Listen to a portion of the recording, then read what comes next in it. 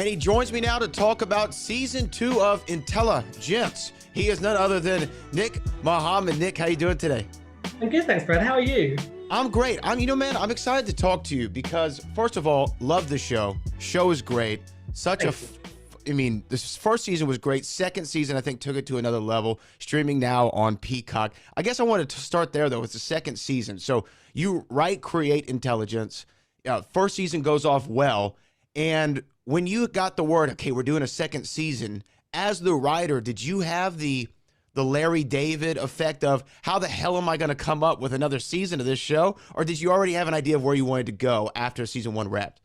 Well, we were quite lucky in that we found out quite soon off the back of delivering season 1 that we knew that we were going to be doing a season 2, which was handy just because I'd had some ideas and stuff, but it meant that I could sort of get going with it quite soon and solve any little sort of mini cliffhangers that were kind of left hanging in season 1. So we had the luxury, and with the pandemic, sadly, we had a luxury of a little bit more time as well. So so I sort of felt very excited about going into season 2, and I think just knowing, apart from Schwimmer, who plays Jerry, and obviously Jane Stannis, who plays Mary, and I've worked with both of them before, but everyone else we cast for season 1, so it was nice. We were such a lovely unit off the back of working together on season 1, knowing everyone's voices and everyone's strengths and what dynamics work well. It was a real joy to start writing season 2 with all their voices kind of in my head and knowing what they would be able to bring to it. That's actually a great thing that I wanted to ask you about when you talk about having to write. In season 2, you're writing with their voices in mind. In season 1, you're literally putting words of dialogue on a page and you have it in your head how you want it to go. But then when you get on set, is it difficult for you as the writer to have to hear actors deliver your dialogue in a way that maybe you didn't intend for it to be delivered? Okay. Occasionally, an actor might do a slightly different interpretation, but often, we'll discuss things. I really enjoy being collaborative, and particularly, we had a casting process. So, we chose the people who we thought were kind of right for the part, who could do the script justice, but also we want someone who can sort of bring their own thing to it as well. And Sylvester Latouzel, who plays Christine's a great example of that, because she absolutely owns that part in a way that no one else does. And I now really write that part up as give her so many words to say in one breath. She's a real kind of captain of the ship of that outfit. And so it's always a joy. And just occasionally I'll have to not explain a joke, but there'll be an intention behind a particular line, which I'll remind the actor of, or they'll either do their own spin on it, and we'll discuss which is best. And sometimes we'll shoot alternatives, and they'll improvise another line which might be better or whatever. So it's got, by the time we get to set, because the script's always in good shape by that point, we sort of try and let everyone have fun with it. So you don't mind as the writer if they want to, like you said, improv the line or come up with something better at the time when you're feeling the scene out. You don't mind that at all?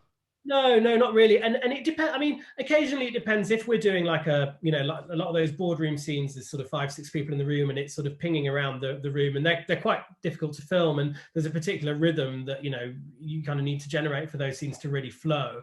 And often we'll try and limit improv for those scenes just because we just know how much we have to pick up the, in the edit, just sort of going from person to person. But often if it's a 2-hander, 3-hander, we'll try and allow for a little bit of play because, some really nice stuff can come off the back of that. And, a lot of those casts are great improvisers and can add to scenes, stuff that, you would never think of as a writer.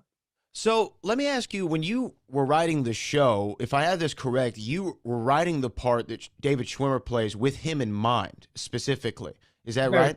Very much so, yeah. So okay, you were writing it for him, but he plays kind of this kind of alpha, I own the room, my ego takes up whatever, building it inhabits at the time. But David Schwimmer, to me, when I think of him, that's not the first actor who comes to my head for a role like that. So why was Schwimmer, in your mind, the right guy for this part, and you were writing for him specifically? Well, that was why it felt quite exciting, because it was so kind of against type and so David and I had met. I'd written a pilot with Julia Davis, a UK pilot that didn't get picked up in the end, but David had seen it and had enjoyed it, and he ended up getting in contact with us, and we did some sort of workshops with him and did some improv, and we knew that we quite enjoyed, and one of the things that we did, where he played this quite brash American, very sort of prototype to Jerry in Intelligence, and I knew that I just really loved sort of hearing him swear, hearing him have this really right opinion, the anti-Ross from Friends, really. And so once I knew I'd got the commission, and that Schwimmer had agreed to kind of come on board, it was an absolute shoe-in to just kind of really write that part, really play into the stuff that we're not used to seeing him do. Yeah, because it really, even from his introductory scene in season 1, it really sets the tone of, this is not a David Schwimmer that you've seen on camera before. It's not him playing Robert Kardashian. It's not him playing Ross from Friends. He has a real feel to it, and I just think it was a really great idea to have him and to have that juxtaposition of what we think of him as, and then he completely kills that image of Ross in this show. You don't think of Ross one time. I'm sure that's probably was a bit of a fear, right? Like, these guys, are they just going to look at him as the character that they know him as, or?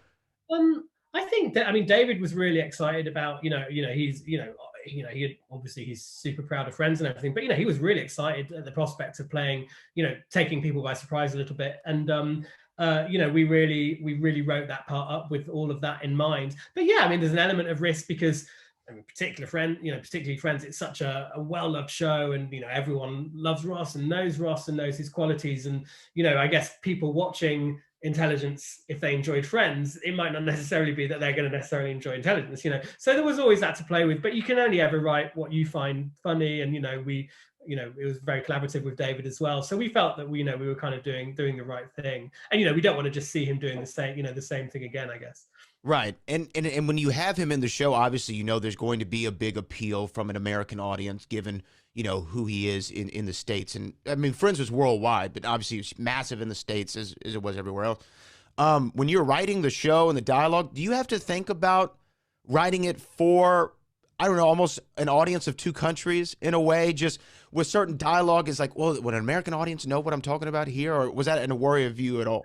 A little bit. I would always write it the way I wanted to write it, or with a particular joke, and then we have, obviously, Peacock obviously stream the show, so and Tom Hodges, who's an exec on the show, who's David's business partner, and David's an exec on the show as well, so we kind of, there was enough of an American arm to it, with an eye on the scripts as well, so if we needed to tweak a line so that the joke would read both sides of the Atlantic, we would do. It's similar to Ted Lasso in a way, American writers will write stuff for British actors, and we'll occasionally put it into our voice or put it into our sort of regional dialect, just to make it feel right, because occasionally there are certain cadences or rhythms that don't work, both sides of the Atlantic. But that wasn't too big an issue, really.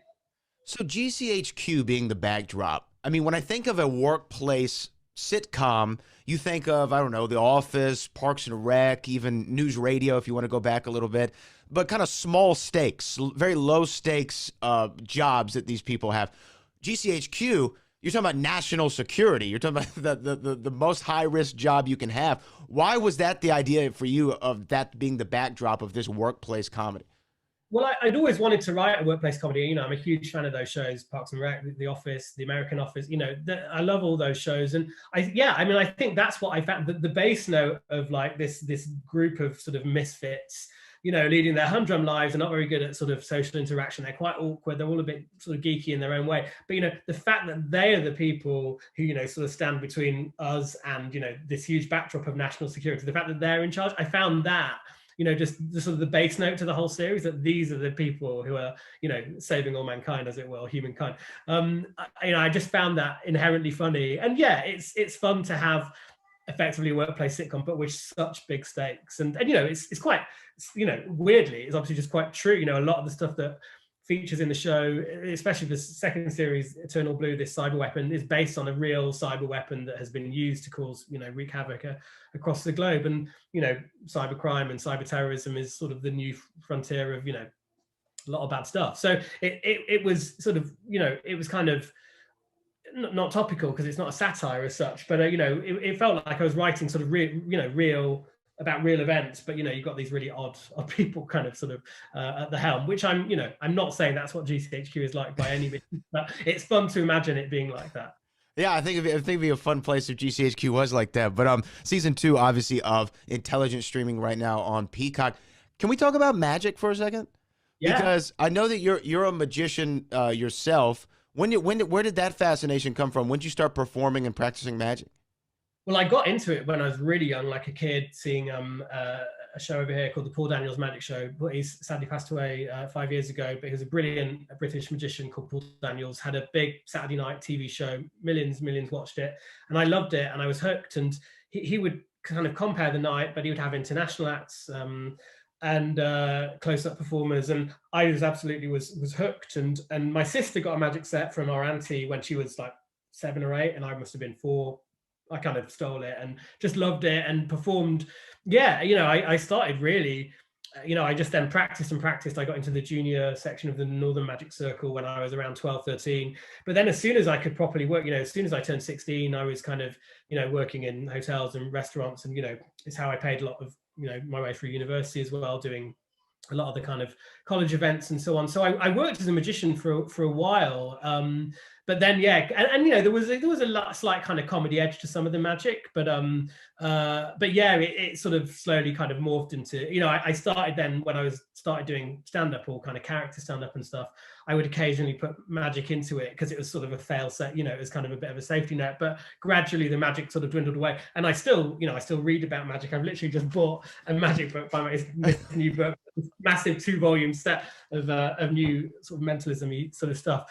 And so I still reading and practicing magic, but I would say I'm more of a hobbyist now. I'm still showing friends and family, boring them to tears still with it. But yeah, I don't do it professionally as much anymore. Yeah, I mean, I had the same fascination when I was growing up. I took, I don't know, maybe a year or two of magic lessons myself, but I never got past like cups and balls and some sponge ball routines, coin palms, some card tricks and things of that nature. What were your go-tos? What would you like to, like if someone was like, hey, give me your best tricks, what were the first ones you'd go to?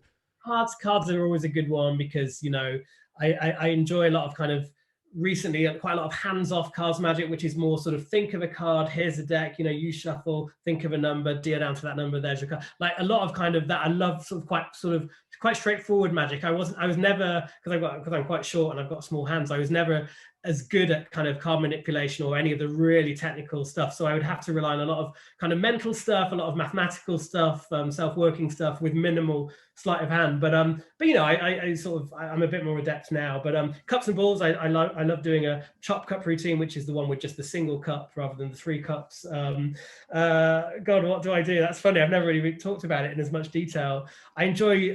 Yeah, I've got all the stuff you were saying. Sponge balls I do to my kids, coin stuff. But I like mentalism. A lot of people have, particularly in the UK, there's a very famous mentalist over here called Darren Brown. And a lot of the magic community have now become sort of mentally, really into the kind of mind reading side of magic, which I still, is fascinating and brilliant. I don't know if I'd have the guts to perform some of it, but yeah, I love it. Lots of it I love. Yeah, I studied mentalism for a little bit, but I just, like you said, going out there to perform it, there's so many things that can go wrong when you're doing mentalism magic that, I don't know if it's worth the risk if you're not, as you said, some of these masters of it. Well, there's a lot of with mentalism. It's same with like escapology, I guess. So much of the process is part of the act. You can't. If someone thinks of something, it feels a bit too neat to just be like, and you're thinking of that straight away. It feels like there should be a process, so they've got to concentrate and you start to sort of sketch the idea that they're thinking. But if you then get it wrong after that 5-minute build up or whatever, or if there's an escapologist, you fail to escape after struggling for 10 minutes. It's the same kind of thing. So yeah, you have to be a bit ballsy, I think, to kind of go out and do it. So I love studying people who I think were just expert in their craft. And Johnny Carson, longtime host of The Tonight Show, is somebody I love. He had impeccable timing as a host, an interviewer, a comedian, but he also did magic. That's how he started in the entertainment world. He was the great Carsoni, and he would do all kinds of little small magic shows. And I just wondered, do you think there's a link there between the timing of a magician and the timing of a comedian? Do you think that your work in magic has helped you at all with that? Possibly. I don't know. I mean, there were definitely a lot of Steve Martin who started off as a magician. I mean, Jason Sudeikis is a brilliant magician. Uh, I think to a degree. I mean, sometimes I think magic is or can be a lot easier than comedy because I think it is possible nowadays to order a magic trick off the internet, read the instructions or watch the YouTube link, and it's like a thing that you pretty much press a button and it will work. And you could feasibly, not suggesting this is good, but you could feasibly go to a paid gig and perform that at a wedding, and the trick would work, and an audience would be like, "Oh, great, the trick's worked." Whereas I think as a comedian, even if you'd learned a joke or you'd learned an anecdote which has got a funny, to deliver it, to have the timing and to sort of really allow your personality to shine through a kind of comedy set feels like a lot more difficult and requires more experience. But I'm sure there are absolutely transferable skills, and just in terms of having the confidence to perform, which I did sort of through magic as I was growing up. That then definitely gave me confidence to perform on stage doing comedy or on set acting. And so there is an element of just being the center of attention, that you become comfortable being the center of attention for a moment or a small moment. And that is true of being a magician or an actor or comedian or whatever. People are focused on you for a particular reason, and you have to deliver the goods. And so that sort of side of it, I can see that being useful. Okay, that's an interesting take. You mentioned Jason Sudeikis and obviously Ted Lasso we talked about a minute ago. I when I saw the trailers for Ted Lasso, I said, "Oh, that looks like a funny show." Then when I watched the show, I was like, "Oh my gosh, this is like a brilliant comedy that I didn't really see." When you think about the concept, it could be really, goofy and cartoony, maybe, right? You could have really leaned strong into that, but it's such a really smart, funny comedy. How do you feel about, the show itself, and how did you kind of become a part of that one? Yeah, it's a wonderful show. I mean, it is, and it's been, absolute joy to be a part of it, and So it good. connected with audiences across the world, really. And at a time when I feel that people did need a really positive, hopeful show, given the pandemic and everything. And I think it's funny because on the face of it, it could be like a sports movie condensed into a TV serial or something. But yeah, it's a lot more than that. And I think the characters feel believable. I think that even Ted Lasso, it can be quite goofy and fun and has these great one-liners, but he's got so much heart and depth as well. And he's struggling with his a failed marriage and being in touch with his son. There's a lot of like real heartfelt emotion like across that show, and I think that's a trick that they've managed to do. They've managed to create this really funny show that honors the sport as well for sports fan, for people who are into it because of the fact that it's about football or soccer or whatever. And but equally, these characters all have depth and are able to kind of resonate with an audience in different ways. And so yeah, it's when I just cast for it, it was an audition that had come through, and I knew the Jason's work and Bill Lawrence as well. And in fact, Brendan Hunt, one of the co-creators as well, he'd seen one of my shows up in the Edinburgh Festival like years ago. And so I was familiar with it, but I very much had to, I auditioned for Higgins first, Jeremy Swift's part, and didn't get that. And then there was a bit of a break, and then they asked me to cast again for it and to do Nate. And I was busy with Intelligence, filming season 1 of Intelligence at the time. So I had to like rush doing it in my lunch break and thought, this might not lead to anything. And yeah, I was sort of gobsmacked, and it did. And yeah, it's just been a wonderful show to be a part of. And yeah, season 2's out very soon. And yeah, I'm nervous for season 2 to come out in a way. I'm really excited because I honestly do think it's somehow they managed to go head and shoulders above season 1. But because season 1 did go so well, there is that nervous anticipation of thinking, oh God, I hope people like it. Because, there is that, people have taken it to heart. And, even Nate, that character and his particular journey in season 1, it's a really sweet, the underdog succeeding story, and everyone can relate to that and they like that. The season 2 journey, without giving anything away, is completely different. And yeah, it'll be just interesting seeing how people react to all that. Well, you know what? I'm sure you had a similar feeling before season 2 of Intelligence came out, and you crushed it. I think you took the show to the next level with season 2. I mean, season 1 was great. I like season 2 a little bit more. That's just my personal opinion. I'm sure Ted Lasso, you too. Okay, well, that's good. So we agree. We agree. And I'm sure Ted Lasso will do the same. But it's been a pleasure to talk to you today, Nick. I really enjoyed it. Make sure everybody go out there and watch season 2 streaming now of Intelligence on Peacock. Nick, thanks so much, man. Thanks so much, Brad. Thanks for having me.